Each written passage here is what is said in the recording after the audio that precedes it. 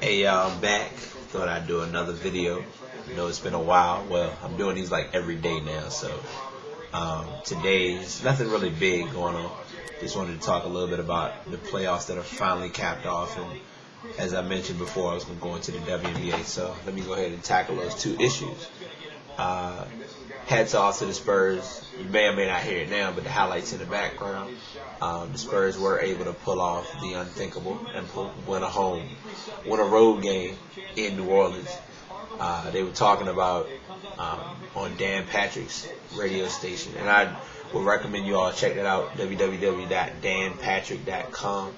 He's pretty good on analyzing a lot of sports topics, especially with New Orleans. A lot of people may not notice this, but at their arena, a lot of the fans have better seats than the players who are down on the floor.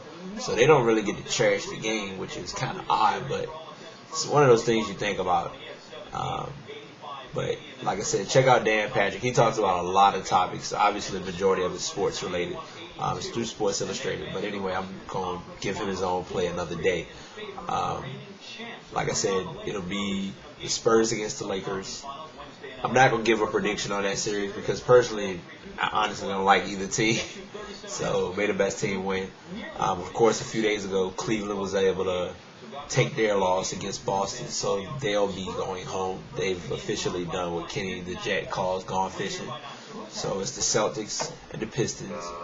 The obvious is that no one wants to see the boring series of the Spurs and the Pistons, but it's possible. We don't know. There's no telling what may happen. We just can only see game by game how it plays out.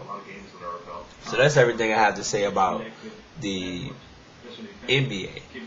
Oh, and by the way, tonight is the NBA draft. So if any of you are interested in seeing where your team who may not have made it to the playoffs is going to do, then check that out. As for the WNBA, CP3 in the NBA has nothing on the CP3 in the WNBA. Candace Parker, has to be the true baller of the WNBA. She set a record for most points by a rookie in their first game of their career in the WNBA. She scored 34 points.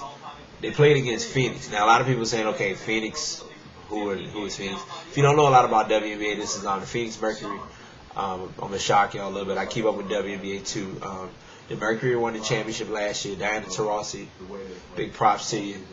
They did a lot of off-season work and changed a few things around, so it's no telling how they're going to play this year. But, man, they ran up against an LA Sparks team that just was about no mess. And CP3 just scored 34 on them like it was nothing. They talked about Leslie and the rest of the team doing their part, but it was mainly about her because she did plays. I mean, it just looked like she was out there having a good time, just enjoying the game. She's adjusting to the speed for what it seems like, but that's natural as a rookie. So, their season's a lot shorter, but I think she'll pick up pretty well. Early vote for Rookie of the Year. I know that's unfair and biased, and I haven't seen anybody else in already say, hey, she's got it. But that's how I'm looking at it.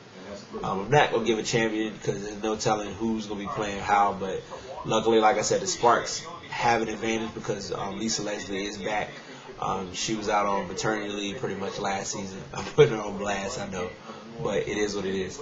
I talked about my sports, so I'm going to give you a quick, brief discussion about a topic that I find to be amazing. A lot of people do. And difficulty of closure, or in other words, cutting people off. A lot of times we cut people, we want to let someone go, but letting them go is so difficult until once we finally do it, we embrace it and cherish it for what it's worth. I've had a problem with this over the past few years where a lot of times I've let someone go, change numbers because of people, then eventually come back around and say, hey, it's wrong, let's let it go and leave it be in the past. And sometimes that works and that helps in your favor, but on top of that, that person, you know what you're dealing with when they come back around.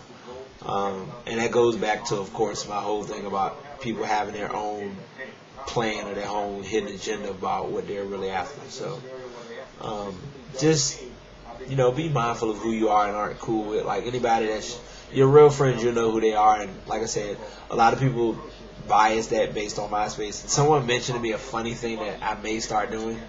A lot of you all know about how you can change your rotation of who is and isn't in your top friends list. I may start doing that, but we'll see how that all plays out. In the meantime, y'all stay good. Enjoy the rest of the week. Plenty of playoff basketball to watch. The NBA Conference Finals will be interesting.